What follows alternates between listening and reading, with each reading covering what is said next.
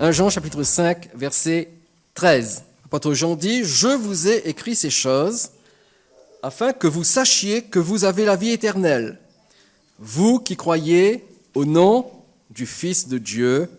Amen. » Alors nous arrivons bien sûr au terme de notre série d'enseignements sur les 10 preuves qui attestent l'authenticité de notre salut. Une série qui a été assez longue, parce que nous sommes quand même au 10e enseignement, mais il me semble que cela en valait la peine. Nous avons tellement besoin d'avoir cette assurance que nous sommes authentiquement sauvés. Qu'y a-t-il de pire que de se croire sauvé et de ne pas l'être? Donc nous avons vraiment raison d'examiner et de nous assurer que nous sommes réellement sauvés. Permettez-moi, une dernière fois, de vous rappeler les précédentes preuves que nous avons déjà considérées, les 9 précédentes. Premièrement, la communion avec Dieu. Deuxièmement, la conscience sensible au péché. Troisièmement, l'obéissance à la parole de Dieu. Quatrièmement, l'amour fraternel. 5e preuve, le rejet du monde. La 6e, le discernement spirituel. La 7e, l'attente du retour de Christ. La 8e, l'intolérance envers le péché. Et puis bien sûr, la 9e, que nous avons considérée mercredi dernier, l'exaucement des prières. Ça fait beaucoup de choses. Et je vous invite à réécouter ces enseignements qui, au fil du temps, vont tous être mis sur notre chaîne YouTube. Eh bien, voici maintenant la 10e preuve à laquelle personne ne s'attend. La 10e preuve s'intitule « La foi dans le nom du Fils de Dieu ». La foi dans le nom du Fils de Dieu. Eh bien, il me semble qu'il est facile de comprendre pourquoi personne ne s'attend à une telle preuve. Parce que pour tout chrétien, il est évident que croire en Jésus, c'est la condition sine qua non du véritable salut. Personne ne peut se prétendre sauvé sans croire en Jésus. À la question, doit-on croire en Jésus pour être sauvé? La réponse est oui.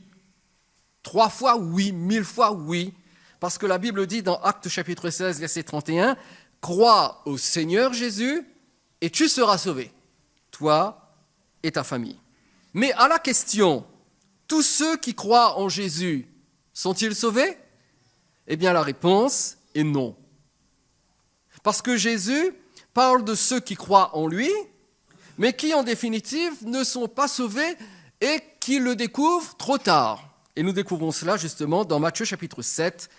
Voulez-vous lire avec moi le verset 21, à partir du verset 21 jusqu'au verset 23. Matthieu 7, à partir du verset 21. « Ceux qui me disent « Seigneur, Seigneur », n'entreront pas tous dans le royaume des cieux, mais seulement celui qui fait la volonté de mon Père qui est dans les cieux.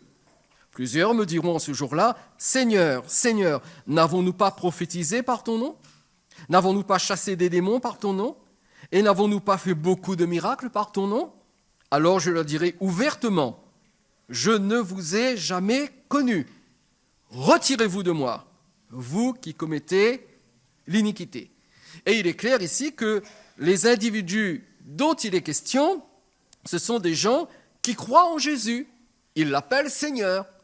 Et non seulement ils croient en Jésus, mais ils ont fait aussi certaines choses en son nom. Et quelles choses? Ils ont prophétisé, ils ont chassé des démons et ils ont accompli des miracles. Donc ici, il est question de croyants.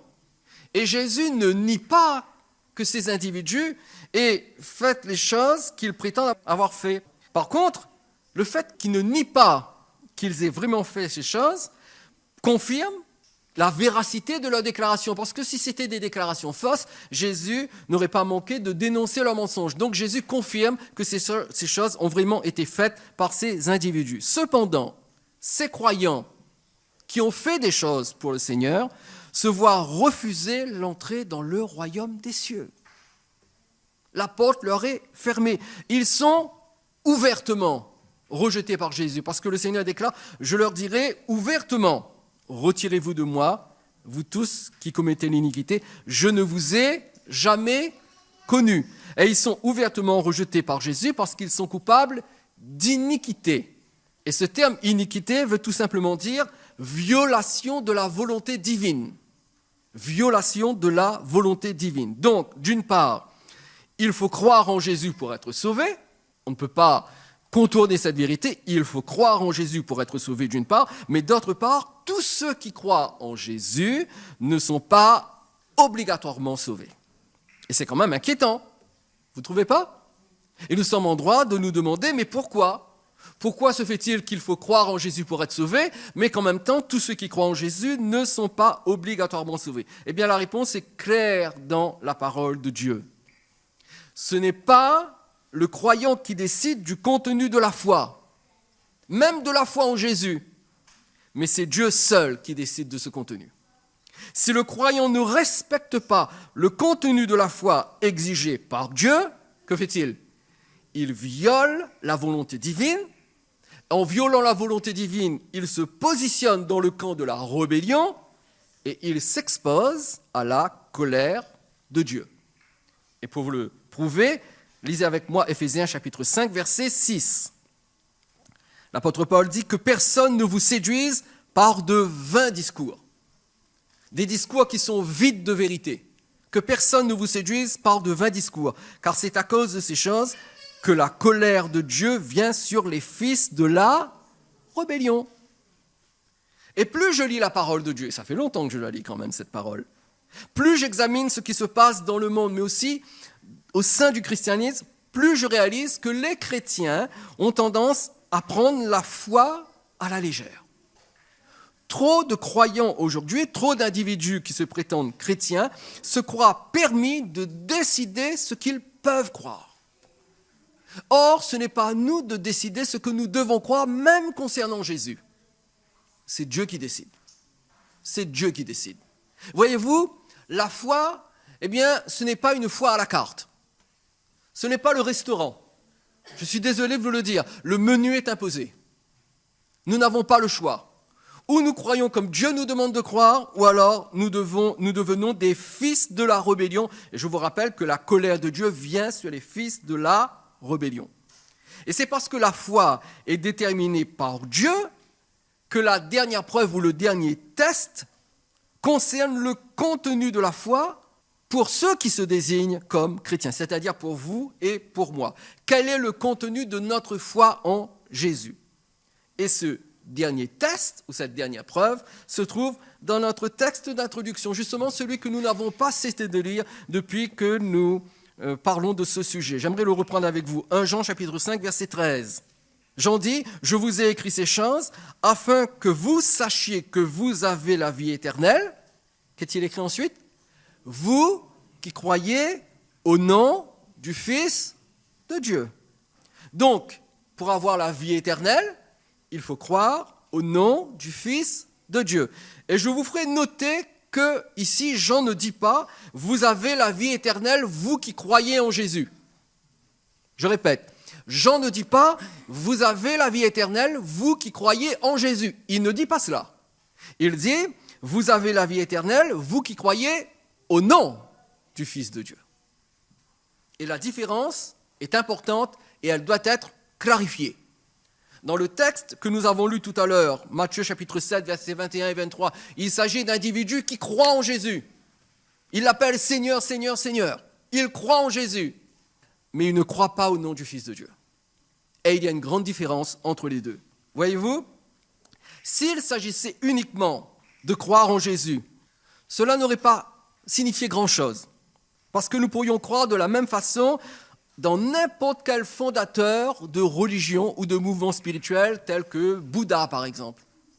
Donc on peut croire en Bouddha et on pourrait en même temps croire en Jésus. Mais ce n'est pas du tout de cela dont il s'agit. Voyez-vous, croire au nom du Fils de Dieu signifie beaucoup plus que simplement croire dans une personne. Bien sûr, croire au nom du Fils de Dieu, c'est aussi croire dans une personne. Le Fils de Dieu, c'est Jésus. Ne me faites pas dire ce que je n'ai pas dit. Mais par contre, j'affirme et je précise, c'est beaucoup plus que simplement croire dans une personne, parce que si ce n'était que cela, nous pourrions aussi croire en Bouddha. Croire dans le nom du Fils de Dieu implique que cette personne dans laquelle nous croyons détient toute autorité et que nous nous soumettons à cette autorité afin que sa volonté, la volonté de cette personne d'autorité, soit accomplie dans notre vie. Alors notre cœur lui est soumis. C'est comme prier au nom de Jésus. Croire au nom de Jésus et prier au nom de Jésus, c'est pareil. J'espère que ce n'est pas votre cas. Parce que voyez-vous, il y a beaucoup de chrétiens qui croient que prier au nom de Jésus, c'est juste une formule que l'on rajoute à la fin de la prière pour en garantir l'exaucement. Un petit peu comme abracadabra. Père, je te prie, au nom de Jésus, abracadabra. Et ça va s'accomplir. On croit que c'est une formule magique, au nom de Jésus. Mais pas du tout. D'ailleurs, vous pouvez très bien prier en citant à la fin de votre prière au nom de Jésus, sans avoir réellement prié au nom de Jésus. De la même façon, vous pouvez prier sans ajouter à la fin de votre prière au nom de Jésus, parce que vous avez oublié de le dire, ça peut arriver. Mais cela n'empêche pas que vous avez réellement prié au nom de Jésus, parce que vous comprenez bien, il faut aller au-delà de la formule. La formule en elle-même n'est pas importante s'il n'y a pas la réalité derrière la formule. Prier au nom de Jésus n'est pas une formule qui garantit l'exaucement. Prier au nom de Jésus est une déclaration de foi que notre prière lui est soumise parce qu'il est Seigneur. C'est ce que veut dire prier au nom de Jésus. Le nom de Jésus, vous savez que dans la Bible, le nom d'une personne représente la personne, définit la personne, désigne la personne. Abraham est appelé Abraham parce qu'il est le père de tous les croyants. Jésus est appelé Jésus parce que le nom Jésus veut dire Dieu est sauveur. Donc, le nom de Jésus représente tout ce que Jésus est. Ce qui signifie que prier au nom de Jésus, c'est prier en accord avec la personne, avec le caractère et avec l'œuvre de Jésus. C'est cela que veut dire prier au nom de Jésus. Prier au nom de Jésus, c'est confesser que notre prière s'accorde, en tout cas veut s'accorder à la volonté de Jésus, comme si c'était Jésus qui priait à notre place. Donc c'est important lorsque nous disons au nom de Jésus. Ne demandez pas n'importe quoi en ajoutant au nom de Jésus. Assurez-vous que ce que vous demandez correspond au caractère, à la personnalité et à l'œuvre de Jésus. Parce que quand vous dites au nom de Jésus, c'est comme si c'était Jésus lui-même qui priait cette prière. C'est donc une déclaration de soumission à Jésus comme le Seigneur qui dirige même la moindre de nos prières. Donc vous comprenez que prier au nom de Jésus, c'est beaucoup plus qu'une formule et c'est exactement la même chose pour vous qui croyez au nom du Fils de Dieu. Cette expression, vous avez la vie éternelle, vous qui croyez au nom du Fils de Dieu, équivaut à se soumettre dans une confiance entière, totale, à la souveraineté du Fils de Dieu en tant que Seigneur et en tant que Sauveur. Et la notion de soumission dans le salut est extrêmement importante concernant la foi. Parce que voyez-vous, si je crois dans la personne de Jésus, mais que je ne suis pas soumis à Jésus comme Seigneur, je ne suis pas sauvé. Je ne suis pas sauvé. La soumission est l'élément clé de la foi. C'est pour cela qu'il y a croyants et croyants. Il y a ceux qui croient en Jésus parce qu'ils veulent bien croire en Jésus et on leur a dit que s'ils croient en Jésus, Jésus va les bénir, Jésus va leur faire du bien, Jésus va les guérir, Jésus va les faire prospérer, ils vont avoir une magnifique destinée, etc., etc., etc. Mais ça, ce n'est pas croire en Jésus, ça. Croire en Jésus signifie, je viens à Jésus, je reconnais parce qu'il est mort et ressuscité pour moi, il a été fait Seigneur, déclaré Seigneur. Alors je me soumets à lui. Et lorsque je me soumets à lui, il devient mon Seigneur. À partir de ce moment, je crois dans le nom du Fils de Dieu. Et nous devons faire très attention, en tant que croyants, de ne pas être classés par Dieu comme des croyants semblables au peuple d'Israël, c'est-à-dire comme des rebelles qui ne croient que ce qu'ils veulent croire. Regardez ce qui est écrit dans Romains chapitre 10, verset 21. Tout le monde sait qu'Israël est le peuple de Dieu.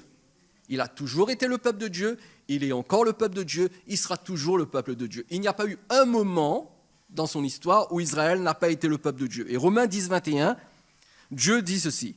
Mais au sujet d'Israël, il dit, donc c'est Dieu qui parle, « J'ai tendu mes mains tous les jours vers un peuple rebelle et contredisant. » Notez bien. J'ai tendu mes mains tous les jours vers un peuple comment ? Rebelle et contredisant. J'ai tendu mes mains vers des croyants, mais des croyants rebelles et contredisants. Quand Dieu tend ses mains, cela signifie qu'il appelle parce qu'il veut sauver. Voilà ce que veut dire l'expression « tendre ses mains ». Cependant, cet appel de Dieu pour le salut, va rencontrer un peuple rebelle et contredisant. Le mot rebelle ici en grec désigne ceux qui sont incrédules et désobéissants. Incrédules et désobéissants, c'est-à-dire des gens qui ne croient pas. Et parce qu'ils ne croient pas, ils n'obéissent pas. Le mot contredisant désigne ceux qui s'opposent et se déclarent contre la vérité. En d'autres termes, ils entendent la vérité, mais ils sont contre cette vérité. Ils s'y opposent et ils se déclarent contre la vérité. C'est pour cela que nous trouvons dans l'épître de Jean plusieurs passages qui insistent sur l'importance de la foi, mais surtout sur le contenu de la foi en Jésus, tel que Dieu l'exige de ceux qui se prétendent véritablement chrétiens. Dieu nous dit exactement ce que nous devons croire par rapport à Jésus. Alors laissez-moi vous donner quelques exemples. On va commencer par 1 Jean chapitre 4, le verset 2, le verset 3. Et je répète ce que j'ai dit au commencement. Nous ne pouvons pas croire ce que nous voulons sur Jésus. Dieu nous dit exactement ce que nous devons croire. 1 Jean chapitre 4, versets 2 et 3. Reconnaissez à ceci l'Esprit de Dieu. Tout esprit qui se déclare publiquement pour Jésus, venu en chair, est de Dieu. Et tout esprit qui ne se déclare pas publiquement pour Jésus n'est pas de Dieu. C'est celui de l'Antéchrist dont vous avez appris la venue et qui maintenant est déjà dans le monde. Premièrement, la vraie foi en Jésus, la foi authentique, la foi que Dieu nous demande, c'est la foi qui reconnaît l'incarnation du Fils éternel de Dieu. En d'autres termes, le Fils de Dieu a toujours été, il a toujours existé, il était dans la gloire du Père, mais un jour le Fils éternel de Dieu est devenu homme. Il est venu sur terre, il s'est incarné. Ce qui veut dire que Jésus n'est pas un homme qui s'est élevé jusqu'au niveau de divinité en raison de sa perfection. Absolument pas. Jésus n'est pas un homme qui a évolué jusqu'à devenir divin. Non, non. Jésus est le divin Fils éternel de Dieu qui est venu dans un corps de chair à un moment donné de l'histoire et dans un pays donné, Israël. Et je dois absolument croire cela, que Jésus, c'est Dieu qui devient homme. C'est pas un homme qui se perfectionne et qui atteint un niveau qui équivaut à la divinité. Non, c'est Dieu qui s'est incarné et qui est devenu homme. Nous sommes dans la période de Noël. C'est-à-dire que nous nous souvenons qu'il y a 2000 ans, Jésus est venu. Mais nous devons nous rappeler que dans la naissance de ce bébé à Bethléem, c'est Dieu qui se fait chair. C'est Dieu qui devient un homme. Et je dois absolument croire cette simple vérité. Regardez un autre exemple, 1 Jean toujours, chapitre 2, versets 22 et 23. 1 Jean chapitre 2, versets 22 et 23. Qui est menteur, sinon celui qui nie que Jésus est le Christ? Celui-là est l'Antéchrist, qui nie le Père et le Fils. Quiconque nie le Fils n'a pas non plus le Père. Quiconque se déclare publiquement pour le Fils a aussi le Père. La vraie foi en Jésus est la foi qui reconnaît que Jésus est le Fils de Dieu. C'est-à-dire que quelqu'un qui n'accepte pas la filiation de Jésus, le mot filiation signifie tout simplement être fils d'eux. Celui qui n'accepte pas la filiation de Jésus, c'est celui qui rejette le Père, c'est-à-dire qu'il rejette Dieu. Celui qui ne croit pas, c'est très important ce que je dis, parce que vous avez beaucoup de croyants aujourd'hui qui ne croient plus que Jésus est le Fils de Dieu. Vous le savez ça? Même dans les milieux protestants. Ne pas croire que Jésus est le Fils de Dieu, ce n'est ni plus ni moins qu'un rejet de Dieu lui-même. C'est un rejet de Dieu le Père. C'est pourquoi la négation de la Trinité, le fait qu'il y a un Dieu en trois personnes, la négation de la Trinité, sous prétexte bien sûr qu'il n'y a qu'un seul Dieu, et vous savez qu'aujourd'hui il y a des églises pentecôtistes unies, des églises pentecôtistes qui ne croient pas dans la Trinité. C'est incroyable, être une église pentecôtiste et ne pas croire dans la Trinité. Et ne pas croire dans la Trinité sous prétexte qu'il y a un seul Dieu, ce n'est pas simplement une question de conception ou d'avis personnel, c'est une question d'aveuglement spirituel qui est hautement inquiétant. Pourquoi? Parce que Jésus déclare « Quiconque nie le Fils n'a pas non plus le Père ». C'est inquiétant quand même. Quiconque nie le Fils, c'est-à-dire quiconque dit « Je ne crois pas dans la Trinité ». Je ne crois pas qu'il y a trois personnes en Dieu. Je ne crois pas qu'il y a le Père, le Fils et le Saint-Esprit. Je ne crois pas qu'il y a trois personnes distinctes. Donc, je nie la Trinité. Celui qui nie la Trinité, celui qui nie le Fils, parce que je ne crois pas que le Fils est une personne distincte du Père, celui qui nie le Fils n'a pas non plus le Père. Il dit ce qu'il veut, il ressent ce qu'il veut, il expérimente ce qu'il veut, il peut avoir plein de frissons, il peut pleurer, mais il n'a pas le Père. Autrement dit, sans la foi en Jésus comme étant le Fils de Dieu, pas de Dieu du tout. Voyez-vous, lorsque aujourd'hui, dans ce grand mouvement œcuménique où on veut faire cette religion mondiale, certaines sommités déclarent que, en fait, c'est le même Dieu pour tous. Les chrétiens, les musulmans, les hindous, ils ont le même Dieu. C'est juste qu'ils l'adorent de différentes façons. Je dis non.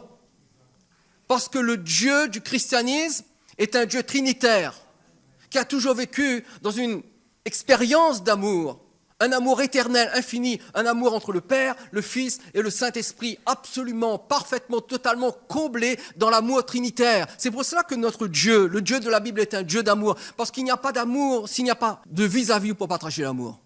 Alors que le Dieu de Jésus-Christ est avec le Père, avec le Fils, avec le Saint-Esprit et vit dans ce climat, dans cette atmosphère d'amour. Donc, nier le Fils, c'est rejeter Dieu totalement.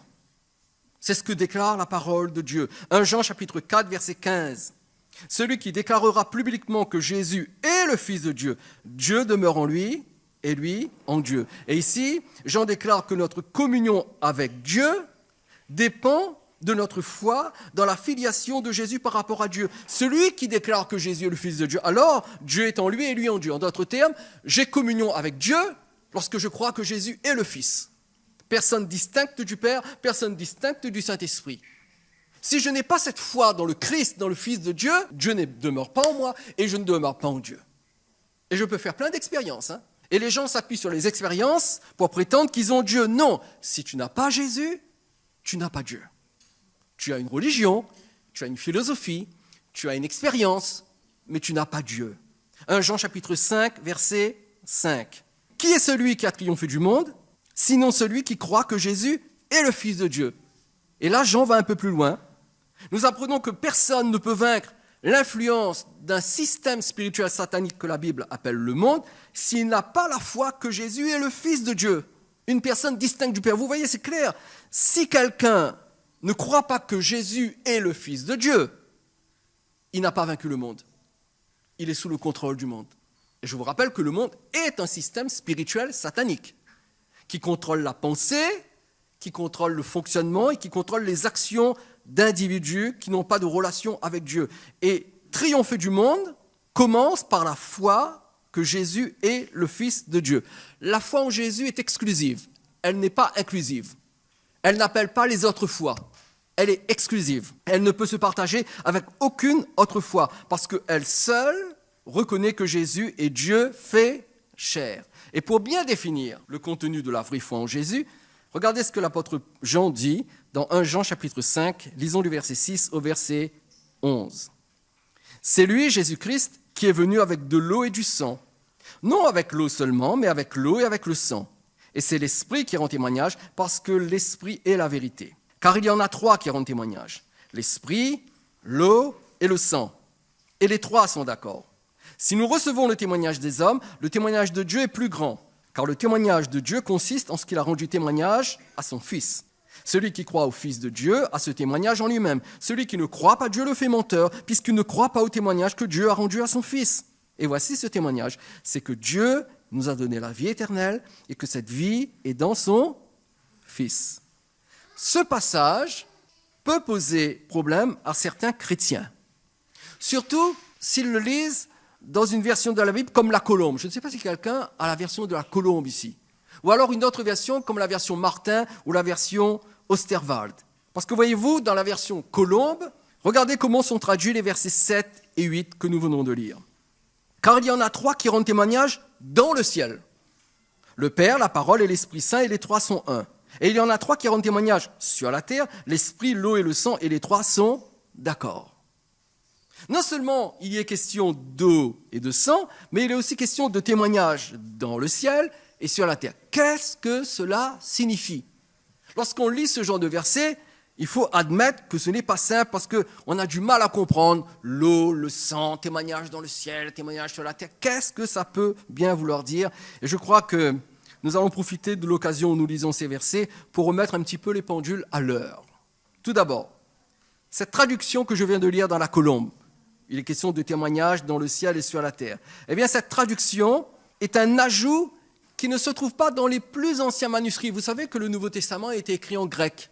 Et nous possédons aujourd'hui différents manuscrits, allant des plus anciens aux plus récents. Et dans les plus anciens manuscrits, on ne trouve pas les expressions dans le ciel et sur la terre. En fait, nous savons maintenant par l'histoire que ces expressions ont été ajoutées à la fin du IVe siècle ou au début du Ve siècle. Donc, longtemps après que ces mots ont été écrits. Et ces expressions ne se trouvent pas dans les manuscrits les plus anciens. Et en plus, tout porte à croire que ces expressions dans le ciel et sur la terre, c'était des notes de lecture, c'est-à-dire des notes que l'on avait rajoutées en marge du texte et qui étaient juste l'interprétation de celui qui avait recopié le texte. Et puis ensuite, elles ont été intégrées par erreur dans le texte lors d'une transcription. Parce que je vous rappelle, jusqu'au XVIe siècle, la Bible était recopiée à la main. Et lorsque les copistes reproduisaient les épîtres ou les textes de la Bible, eh bien, ils reproduisaient ce qu'ils voyaient, et un des copistes a dû prendre cette note qui était en marge du texte et le rajouter dans le texte, si bien que dans certains manuscrits, eh bien, ces mots apparaissent, mais ils ne sont pas dans l'original. Et une des meilleures preuves que ces expressions ne se trouvent pas dans l'original, c'est qu'aucun des pères de l'Église du IIe siècle, qu'on appelle les pères post-apostoliques, aucun de ces père n'a cité ces expressions alors qu'ils étaient très engagés à combattre des hérésies. Si ces expressions étaient dans le texte d'origine, les pères de l'Église en auraient parlé. Le fait qu'ils n'en parlent pas est aussi une des preuves qui indique que ces expressions ne sont pas dans le texte. Donc, on va mettre de côté « dans le ciel, sur la terre ». Ne vous en occupez pas parce que ça ne fait pas partie du texte d'origine. Par contre, notre texte dit quand même dans 1 Jean chapitre 5, verset 6, « C'est lui, Jésus-Christ, qui est venu avec de l'eau et du sang. » Non avec l'eau seulement, mais avec l'eau et avec le sang. À quoi se rapportent l'eau et le sang ici? Cela est important parce que, voyez-vous, ici, l'eau et le sang constituent un témoignage spirituel. Écoutez bien ce que je dis. C'est un témoignage spirituel en faveur de la personne et de l'œuvre de Jésus-Christ, c'est-à-dire l'eau et le sang attestent que Jésus est le Fils incarné de Dieu et qu'il est le sauveur de l'humanité. Donc, il faut absolument que nous comprenions à quoi se rapportent l'eau et le sang. Il y a 3 interprétations à cette énigmatique déclaration de l'apôtre Jean sur l'eau et le sang. 2 sont fausses, une est juste. Je vais quand même vous parler des 2 interprétations qui sont fausses. Et je commencerai par la première, bien sûr. La première interprétation, qui est bien sûr fausse, voit dans cette référence à l'eau et au sang une allusion au moment où le soldat romain a percé le côté de Jésus lorsqu'il était attaché à la croix. Vous connaissez cet événement? Alors que Jésus était crucifié, ils sont venus pour lui briser les jambes, parce qu'habituellement, pour accélérer la mort des crucifiés, on leur brisait les jambes avec une lourde barre de fer pour hâter le moment de la mort. Et cela était d'autant plus important que c'était la veille du sabbat. Donc ils voulaient que les crucifiés meurent plus vite. Les 2 brigands qui étaient crucifiés en même temps que Jésus, eux n'étaient pas morts, ils ont eu les jambes brisées. Mais lorsqu'ils se sont approchés de Jésus, ils se sont rendus compte qu'il était déjà mort. Ils ne lui ont pas brisé les jambes. Par contre, un des soldats romains lui a percé le côté. Regardez avec moi Jean chapitre 19, versets 33 et 34. S'étant approché de Jésus et le voyant déjà mort, ils ne lui rompirent pas les jambes. Mais un des soldats lui perça le côté avec une lance, et aussitôt il sortit quoi? Du sang et de l'eau. Et donc, la première interprétation veut que ici, l'apôtre Jean, lorsqu'il parle du sang et de l'eau, il fait allusion à cet événement. Mais ça n'a absolument rien à voir. Et je vais vous dire pourquoi. Parce que voyez-vous, ici, le geste du soldat romain en perçant le côté de Jésus n'a absolument aucune valeur spirituelle particulière. Absolument aucune. Ce geste a été accompli dans le seul but de s'assurer que Jésus était vraiment mort. Parce qu'ils ont vu qu'il était mort, mais le soldat romain a dit, on va quand même s'assurer qu'il est mort. Alors, un coup de lance dans le côté. Et pourquoi est-ce qu'il y a eu de l'eau et du sang qui est sorti? Eh bien parce que la lance a perforé ce qu'on appelle le péricarde. Le péricarde, c'est l'enveloppe qui entoure le cœur. Et peut-être même que la lance a perforé le cœur de Jésus, et c'est normal que de l'eau en soit sortie, suivie du sang. Donc, il n'y a absolument aucune valeur spirituelle ici, c'était juste pour s'assurer que Jésus était vraiment mort. Deuxième interprétation, qui elle aussi est fausse. Eh bien, la deuxième interprétation voit ici dans le sang et l'eau une allusion à l'institution du baptême et de la scène, les deux ordonnances du Seigneur pour les croyants. Vous connaissez ces deux ordonnances. Quand on commence la vie spirituelle, on se fait baptiser. Lorsqu'on continue la vie spirituelle, on doit prendre le repas du Seigneur. Mais si c'était le cas, si ici l'eau et le sang représentaient le baptême et la scène, pourquoi est-ce que Jean ne mentionne que le sang, sans aucune référence au pain, qui est quand même le corps du Christ? En d'autres termes, cette deuxième interprétation est aussi fausse que la première, pour la bonne raison qu'il n'y a aucune logique dans cette seconde interprétation. Nous en arrivons à la troisième qui, elle, est la bonne interprétation. Et quelle est-elle? Eh bien, ici, lorsqu'il est question que Jésus est venu avec l'eau et avec le sang, cela fait allusion au baptême de Jésus et à la mort de Jésus. Une mort qui était bien sûr sanglante sur la croix. Et cela s'accorde parfaitement avec le fait que ces deux événements ont été des événements où le témoignage a été rendu concernant la personne et concernant l'œuvre de Christ en tant que Fils de Dieu. Pourquoi est-ce que Jean cite ces deux événements? Pourquoi est-ce qu'il fait référence au baptême et à la mort de Jésus? Et là, je vais vous apprendre quelque chose que vous ne connaissez peut-être pas. D'où l'importance de toujours étudier un texte en le plaçant dans son contexte historique. Voyez-vous, à l'époque de l'apôtre Jean, il y avait une fausse doctrine qui commençait à circuler dans l'Église. Et cette fausse doctrine voulait que Jésus, c'est une fausse doctrine qui était enseignée, bien sûr, et cette fausse doctrine enseignait que Jésus n'était qu'un homme ordinaire comme tous les autres hommes qui ont toujours vécu, mais qu'à son baptême, lorsqu'il a été baptisé par Jean-Baptiste dans le Jourdain, l'Esprit de Christ est descendu sur lui. Et à partir de ce moment, il est devenu le Christ. Donc, il a toujours été un homme ordinaire, et à son baptême, l'Esprit de Christ descend sur lui et le propulse dans le ministère de Christ. Mais que juste avant d'être crucifié, l'Esprit de Christ l'a quitté. Et il est mort comme un simple homme, ce qui fait que sa mort, sa crucifixion, est aussi banale que celle de n'importe qui. Alors que vous et moi, nous savons que la mort de Jésus n'est pas une mort banale. C'est un sacrifice expiatoire. Dans sa mort, nous sommes sauvés. Eh bien, selon cette fausse doctrine, l'Esprit de Christ est entré en Jésus au moment de son baptême, et l'Esprit de Christ l'a quitté juste avant qu'il meure, si bien que lorsqu'il est mort, sa mort est une mort banale qui n'a aucune espèce d'importance pour l'humanité. Mais voyez-vous, ce n'est pas ce que dit la parole de Dieu. Tout d'abord, Dieu a rendu témoignage à la nature éternelle de son Fils lors du baptême. Regardez avec moi Matthieu chapitre 3, versets 16 et 17. Dès que Jésus eut été baptisé, il sortit de l'eau, et voici les cieux s'ouvrirent. Et il vit l'Esprit de Dieu descendre comme une colombe et venir sur lui. Et voici, une voix fit entendre des cieux ces paroles. Celui-ci est mon Fils bien-aimé, en qui j'ai mis toute mon affection. Donc, premièrement, Dieu témoigne que Jésus est son Fils dès le baptême. Il ne dit pas que Jésus devient son Fils. Non, il témoigne que Jésus est son Fils. Donc, il rend public l'identité de Jésus en tant que Fils de Dieu. Celui-ci est mon Fils. Il ne dit pas « celui-ci devient mon Fils ». Celui-ci est mon Fils bien-aimé en qui j'ai mis toute mon affection. Premièrement, donc, Dieu témoigne que Jésus est le Fils de Dieu dès son baptême. Deuxièmement, Dieu témoigne de la valeur exceptionnelle de la mort de Jésus sur la croix en intervenant d'une façon souveraine et très spéciale de trois façons différentes. De combien de façons ? Trois façons différentes. Premièrement, regardez avec moi Matthieu, chapitre 27, verset 45. Et nous allons voir trois choses qui se sont produites lorsque Jésus a été crucifié. Matthieu 27, 45. Depuis la 6e heure jusqu'à la 9e, il y eut des ténèbres sur toute la terre. Qu'est-ce que ce verset nous apprend ? Tout simplement que pendant le temps de la crucifixion, et plus particulièrement de midi jusqu'à 3 heures de l'après-midi, c'est le moment où le soleil est à son zénith. Vous êtes bien d'accord avec moi ? C'est le moment où il y a le plus de lumière pour éclairer le jour. Eh bien, de midi à 3 heures de l'après-midi, il y a eu une éclipse surnaturelle du soleil jusqu'à ce que Jésus meure. Jusqu'à ce qu'il meure. Et ici, par cet événement surnaturel, le Père témoigne que son Fils prend sur lui la malédiction de l'humanité pécheresse en ôtant toute lumière du pays. Et c'était un témoignage de Dieu. Éclipse surnaturel. Deuxième témoignage, Matthieu chapitre 27, verset 51. Et voici, Le voile du temple se déchira en deux, depuis le haut jusqu'en bas. La terre trembla, les rochers se fendirent.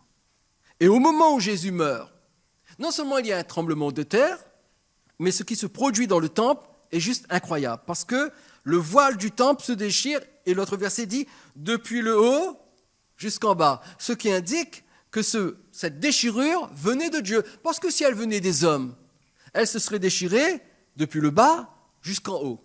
Qui plus est, le voile du temple qui séparait le lieu saint du lieu très saint était un voile très épais, très lourd.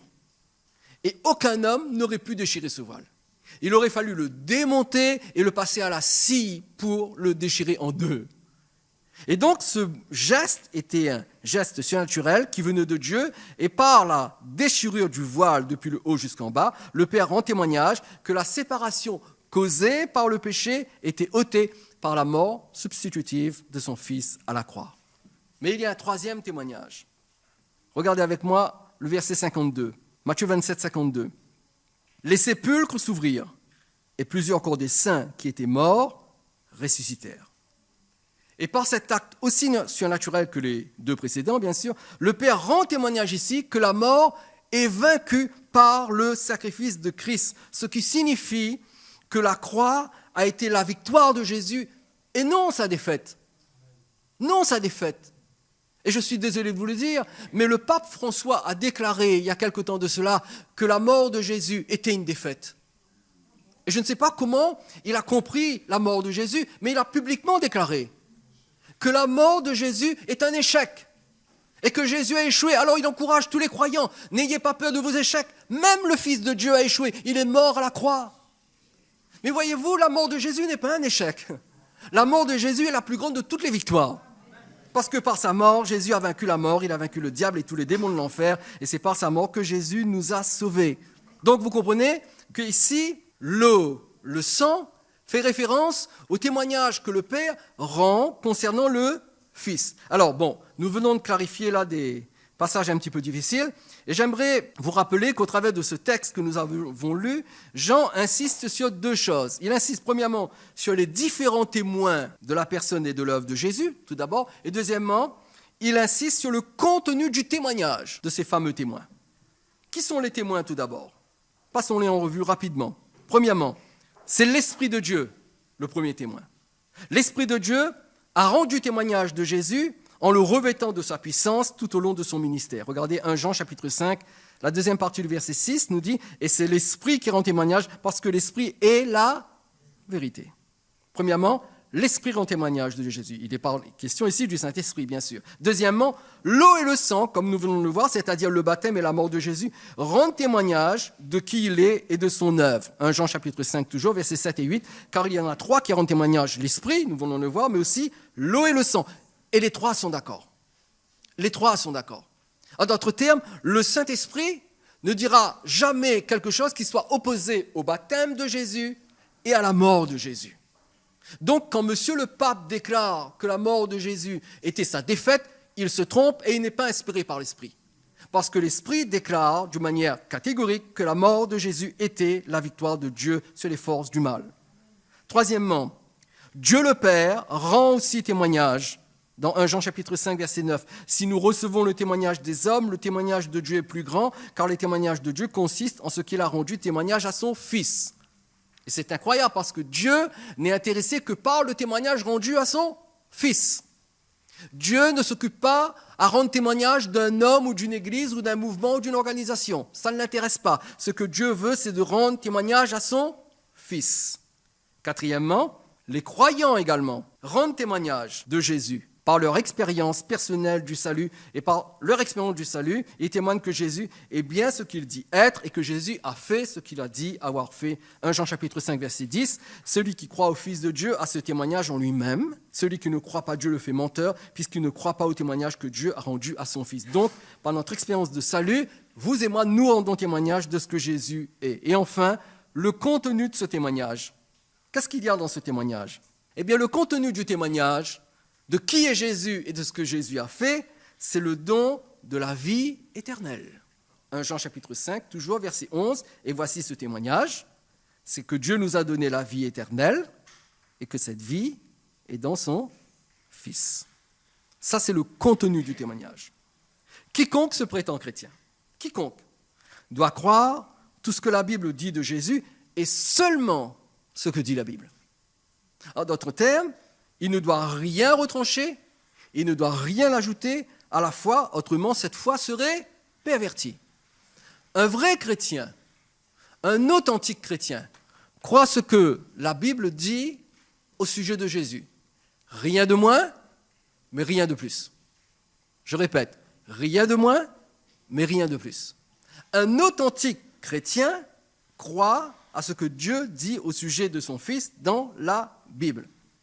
Et si j'ajoute ou si je retranche quelque chose à la foi, ce n'est plus la foi que donne le Nouveau Testament. C'est pour cela que l'apôtre Jean termine son épître en disant ceci. Regardez avec moi 1 Jean chapitre 5, versets 20 et 21. Nous savons aussi que le Fils de Dieu est venu et qu'il nous a donné l'intelligence pour connaître quoi? Le véritable. Et nous sommes dans le quoi? Le véritable en son Fils Jésus-Christ. C'est lui qui est le Dieu véritable et la vie éternelle. Verset 21, petits enfants, gardez-vous des idoles. Vous avez remarqué qu'ici le mot véritable revient à 3 reprises. Et le mot véritable ici en grec signifie ce qui est authentique en opposition à ce qui est contrefait, simulé ou prétendu. Je répète, ce qui est authentique en opposition à ce qui est contrefait, simulé ou prétendu. Et la triple apparition de ce mot véritable dans un seul verset est un appel vibrant à faire la différence entre la vérité de Dieu et les mensonges du diable qui séduisent autant les croyants que les incroyants. Et nous avons besoin de bien faire la différence et de bien séparer la vérité de Dieu et les mensonges du diable qui veut bien sûr nous séduire et nous éloigner de Dieu. Ce dernier test, ou cette dernière preuve, est le plus difficile. Le test de la foi dans le nom de Jésus-Christ. C'est le plus difficile parce qu'il faut s'assurer que nous croyons dans le véritable Christ. Le véritable Christ. Et non pas dans un autre Jésus qui est simulé et contrefait. Regardez ce verset avec moi, 2 Corinthiens 11, 4. C'est un verset extrêmement important. En ce qui me concerne, 2 Corinthiens 11, 4 est peut-être un des versets les plus importants de la Bible, après Jean 3, 16. Un verset capital, surtout à notre époque. Car si quelqu'un vient vous prêcher un autre Jésus que celui que nous vous avons prêché, ou si vous recevez un autre esprit que celui que vous avez reçu, ou un autre évangile que celui que vous avez embrassé, vous le supportez fort bien. Que dit ce verset? Ce verset dit que nous pouvons soit croire dans le véritable Jésus, par le véritable évangile, grâce au véritable Saint-Esprit, mais que nous pouvons également être trompés par un autre Jésus, un autre évangile, un autre esprit. Avez-vous compris ce que je viens de dire? Ou nous croyons dans le véritable Jésus, ou nous croyons dans un autre Jésus. Et au cas où vous ne le sauriez pas, aujourd'hui, plus qu'autrefois, il y a différents Jésus qui sont présentés et qui ne correspondent pas au véritable Jésus. Ce ne sont pas tous les Jésus qui sont annoncés, présentés dans les différents mouvements religieux qui est le véritable Jésus. Et je vais vous dire comment nous allons faire la différence. Nous ne pourrons faire la différence que si nous restons attachés à ce que dit la parole de Dieu. La différence ne se verra pas dans l'expérience. Parce que même l'expérience peut être, et en fait elle est largement utilisée par le diable pour nous diriger vers un autre Jésus. Et le grand danger aujourd'hui qui guette les croyants, c'est de s'appuyer sur l'expérience et non sur la vérité. C'est la raison pour laquelle j'insiste tellement sur la vérité. Non pas que je sois contre l'expérience, je suis comme vous, j'aime l'expérience. Mais la vérité vient avant l'expérience. Parce que voyez-vous, le diable ne possède aucune vérité. Il est le père du mensonge et quand il parle, il ne dit que le mensonge. Par contre, c'est un chef en termes d'expérience. Il peut vous conduire dans toutes sortes d'expériences.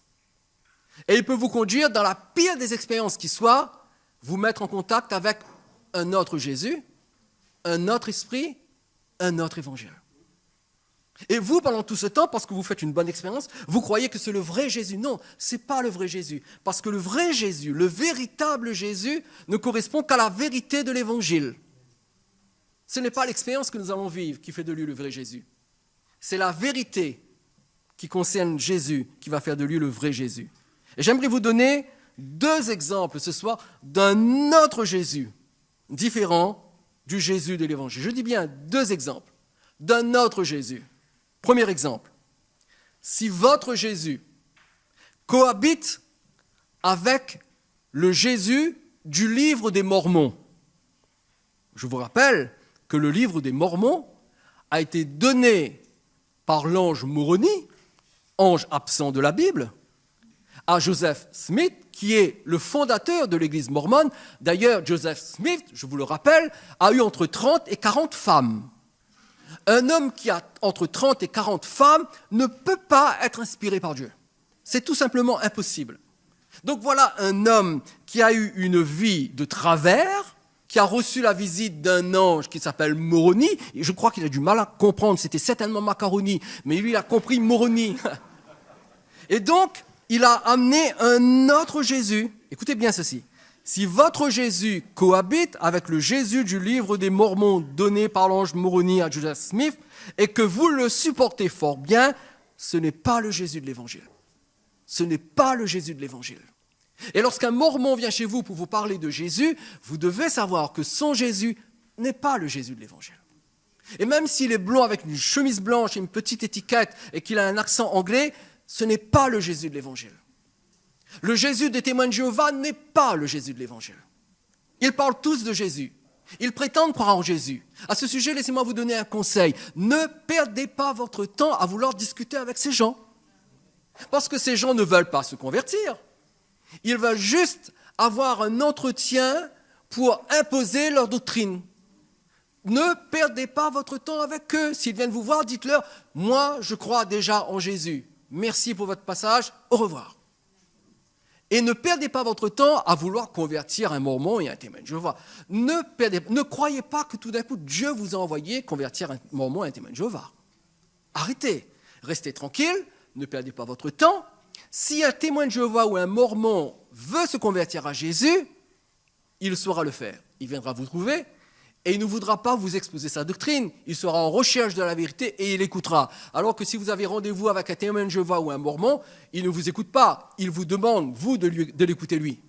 Donc ne perdez pas votre temps. Premièrement, si votre Jésus cohabite avec le livre des Mormons, ce n'est pas le Jésus de l'Évangile. Deuxièmement, et c'est le deuxième exemple, et il est grave celui-là, si votre Jésus cohabite avec la Vierge Marie et que celle-ci est l'objet de votre dévotion et que vous le supportez fort bien, votre Jésus n'est pas le Jésus de l'Évangile. Et ce que je dis n'engage que moi. Je ne parle pas au nom de l'Église libre accès, je ne parle pas au nom des autres frères, je parle en mon nom parce que c'est moi qui prêche aujourd'hui. Et je n'ai pas peur de vous le dire, et je le dis avec respect pour les catholiques. Si votre Jésus cohabite avec la Vierge Marie, ce n'est pas le Jésus de l'Évangile. Pour quelle raison est-ce que je fais cette déclaration ? Un article de foi de l'Église catholique romaine déclare, écoutez bien ceci, la Vierge Marie, et je parle ici d'un article de foi, c'est un dogme de l'Église catholique, la Vierge Marie a été élevée au-dessus de tous les cœurs des anges et de tous les saints du paradis comme reine du ciel et de la terre. En d'autres termes, si le Jésus en qui vous croyez cohabite avec une personne qui a été déclarée reine du ciel et de la terre, c'est-à-dire quelque chose qui est totalement absent de la Bible et de l'Évangile, ce Jésus en qui vous croyez n'est pas le Jésus de l'Évangile. Concernant la Vierge Marie, est-ce que vous savez qu'il y a 15 fêtes en l'honneur de Marie dans le calendrier liturgique de l'Église catholique romaine ? 15 fêtes uniquement pour Marie. Alors, par exemple, parmi les principales fêtes, il y a le 8 décembre. Qu'est-ce que c'est que le 8 décembre ? C'est l'Immaculée Conception. Qu'est-ce que ça veut dire ? Ça veut dire que Marie est née sans péché. Deuxième fête, le 15 août, l'Assomption. Qu'est-ce que c'est que l'Assomption ? L'Assomption signifie que Marie est montée au ciel avec son corps et son âme, parce qu'elle était sans péché. Seulement avec ces 2 fêtes-là, si vous croyez dans Marie et que vous participez à ces fêtes, eh bien ces croyances, ces fêtes ne peuvent pas cohabiter avec le véritable Jésus. Et celui ou celle qui adhère à ce genre de croyance fait le contraire de ce que Jean déclare en conclusion de son épître dans 1 Jean 5, 21. Petits enfants, gardez-vous des idoles. C'est pas plus compliqué que ça. Gardez-vous des idoles. Le culte à la Vierge Marie est un culte idolâtre. Et quelqu'un qui pratique le culte de la Vierge Marie et qui prétend croire en Jésus et qui prétend vivre une expérience avec Jésus, ce Jésus dont cette personne fait l'expérience n'est pas le Jésus de l'Évangile. Et voyez-vous, lorsque un catholique prétend que Marie lui a permis d'être plus près de Jésus, ce Jésus n'est pas le Jésus de l'Évangile. Et je l'ai déjà entendu. On m'a déjà dit, mais vous savez, depuis que j'ai rencontré Marie, Jésus est devenu plus réel pour moi. Je suis désolé, si ce Jésus-là est devenu plus réel pour vous, ce n'est pas le Jésus de l'Évangile. Parce que Dieu dit, je ne partagerai pas ma gloire avec un autre. Pas même Marie. C'est une idole. Alors attention au faux Jésus d'une expérience qui ne vient pas de Dieu. De toute façon, ce n'est pas Marie qui rend témoignage de Jésus, c'est le Saint-Esprit. On est bien d'accord? Donc tout témoignage rendu à Jésus par une prétendue Marie ne vient pas de Dieu.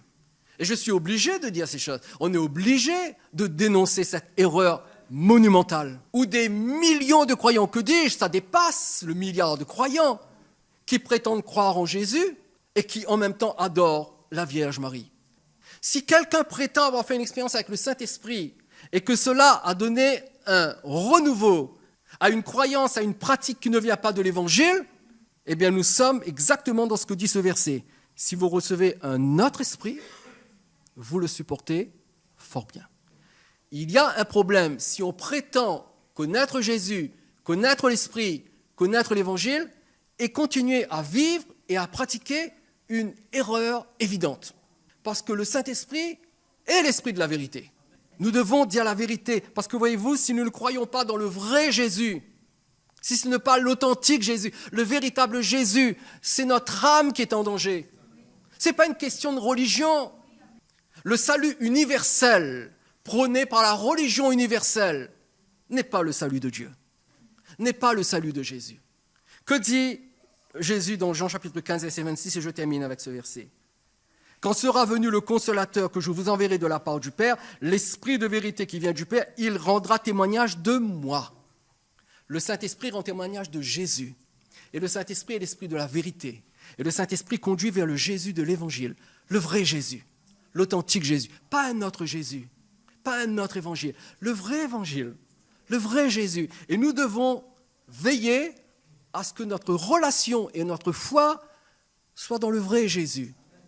Est-ce que ce genre de tromperie ne concerne que des milieux de type catholique romain? Absolument pas. C'est le genre de tromperie qui concerne même des églises charismatiques évangéliques. Et nous devons faire attention.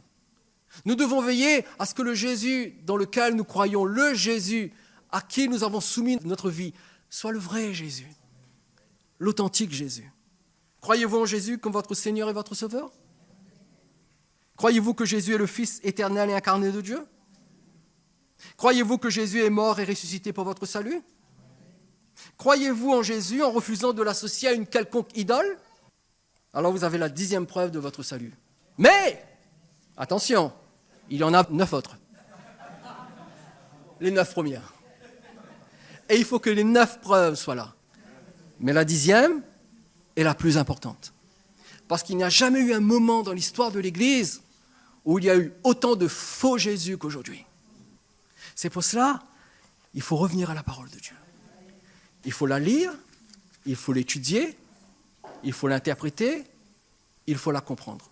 La séduction ira en augmentant. Elle va augmenter. Elle ne va pas diminuer. Elle va augmenter. Et de plus en plus de gens seront séduits. De plus en plus de gens se détourneront de la vérité et accepteront la dictature de l'expérience. Et parce qu'ils auront fait de bonnes expériences, mais avec un autre esprit, un autre évangile, un autre Jésus, ils croiront qu'ils sont sauvés. Mais un jour, hélas, lorsqu'ils apparaîtront devant le Seigneur, et qu'ils diront, mais Seigneur, Seigneur, nous n'avons pas prophétisé en ton nom? N'avons-nous pas chassé des démons en ton nom? Et on le faisait tout le temps, en fait. N'avons-nous pas accompli des miracles? Regarde tous les miracles que l'on a, Seigneur. On a rallongé les jambes. On priait pour les gens dans la rue et puis ils étaient guéris. Regarde tous ces miracles. Et Jésus leur dira, je ne vous ai jamais connu. Retirez-vous de moi, ouvrier de l'iniquité.